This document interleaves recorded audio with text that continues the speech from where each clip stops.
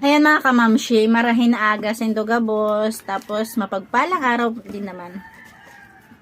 Wait, pangit.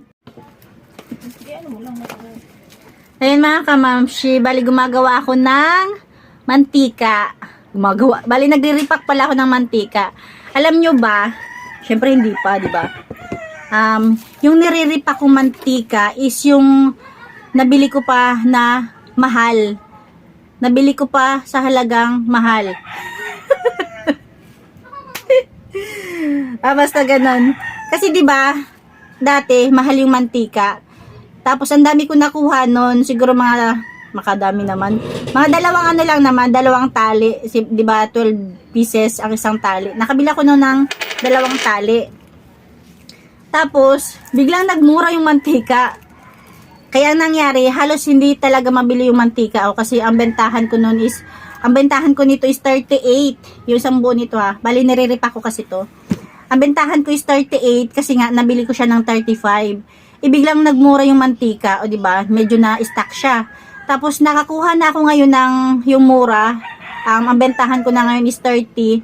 Pero ano siya, yung malabo, yung palm oil. Tapos, syempre, yun ang nabibili. Yung malilinaw, pahinga ito yung mantika dyan malinaw. Ay, wala na pala, ubos na rin. Ayan, bali last na pala to. Last na bote ko na to ng linaw. Meron pa pala. Ayan, ito, last na to. Kasi nung dumating yung murang mantika, meron pa akong isang tali. Kaya nangyari, natagalan talaga, hindi siya talaga mabili. Kaya yun, nire-repack ko siya padala-dalawang bote ng palimalimang piso, 10 piso.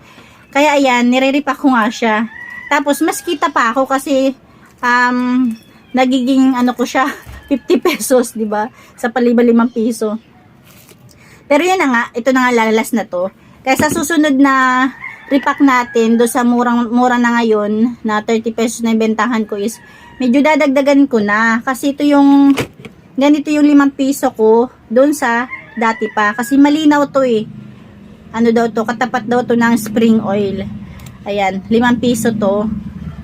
Kapag nakapag-repack na tayo dun sa bago nating mantika ngayon, medyo siguro mataas-taas na siya kasi nga, di ba, nagmura-mura yung mantika. Yun, kaya yun na nga pala. Ano ba talaga ang gulo?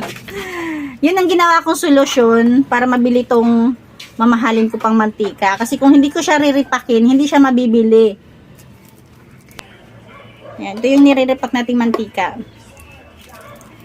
Bali, ito na lang yung natitira ko, ito at saka ito.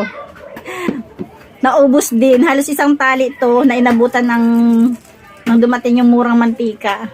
Pero ano nga lang, palm oil. Kaya lang naman siguro ito mahal.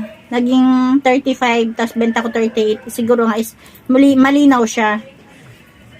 Ayan, ito, diba? Mapapaubos ko na rin lang. Sayang. O, diba? Mas kumita pa ako. Kasi kung bibenta ko siya, ayaw nilang bilihin sa 38 pesos. Nirepack ko ng tagpa 5, diba? Naging 50 pesos pa. Ayaw nila ng 38. Imalinaw naman yung mantika, o, diba? Okay din naman sa 38 kasi hindi naman to palm oil. Kaya lang, ayaw talaga nila. Mas kaya rin nila, mas gusto nila talaga yung mura. O nga naman. Diba? Siyempre nga naman, mantika pa rin yan. Nakakaluto pa rin. Malinaw man sa malabo. Ayan. Pero ayun na nga, dahil mas nabibili yung tag 30 natin, itong tag 38 hindi nabibili. Nirepack ko na.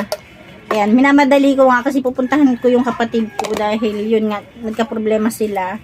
Siyempre, kailangan kahit paano is tulungan natin. Ayan. May sumasayaw sa labas. Ano yan? Wait lang.